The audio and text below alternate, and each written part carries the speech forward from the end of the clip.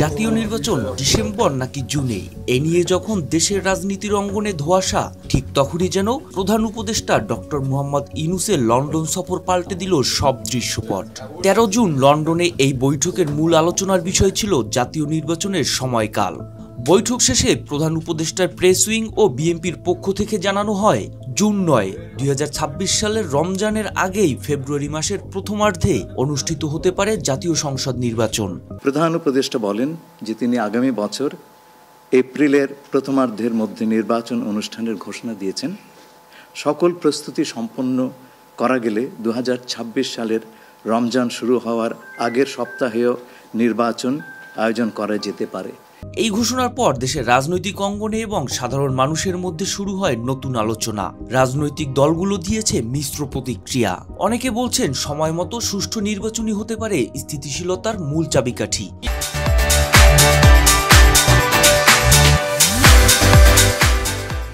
নির্বাচনটাই ভালো ভাই, নির্বাচনটাই দেশের জন্য ভালো। সরকারের অধীনে থাকলে দেশটা সুন্দর মতো চলবে। এখন আরো অসুন্দর, এখন সবাই নেতা, যারা যে মাইরা নিতে পারে, এটা বন্ধ করা দরকার।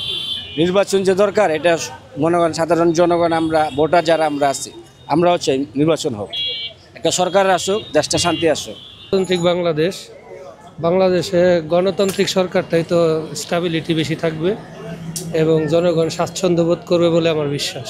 রাজনৈতিক সরকার হলেই ভালো হয়। বর্তমান সরকার তো আপনারাও জানেন, আমরাও জানি, এলোমেলো, এক একজনে এক এক কথা বলে। একটা নির্বাচিত সরকার অবশ্যই দরকার, কারণ গণতান্ত্রিক দেশ, অবশ্যই গণতান্ত্রিকভাবে একটা নির্বাচনের প্রয়োজন।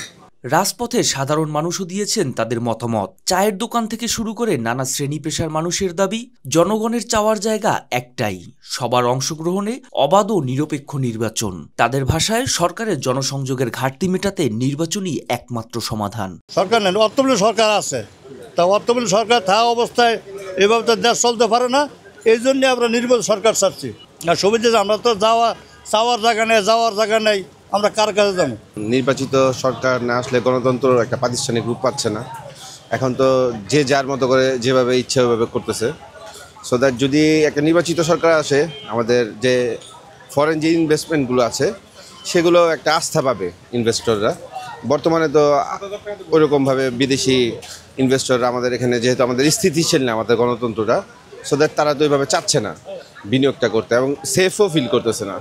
সো একটা গণতান্ত্রিক সরকার যখন আসবে বাংলাদেশে, তখন তারা অবশ্যই একটা হিউজ অ্যামাউন্টে ওনারা ইনভেস্টটা করতে সেফ ফিল করবে বাংলাদেশে। ডক্টর ইউনূস ও তারেক রহমানের বৈঠক জনমনে তৈরি করেছে নতুন আশা। জনগণ চান সংসদ হয়ে উঠুক রাজনৈতিক চর্চার কেন্দ্রবিন্দু, যা বর্তমান সরকারের অধীনে সব দলের অংশগ্রহণে একটি অবাধ, সুষ্ঠু ও নিরপেক্ষ নির্বাচনের মাধ্যমে গণতান্ত্রিক ধারায় ফিরবে দেশ। মোহাম্মদ সায়েম, RTV, ঢাকা।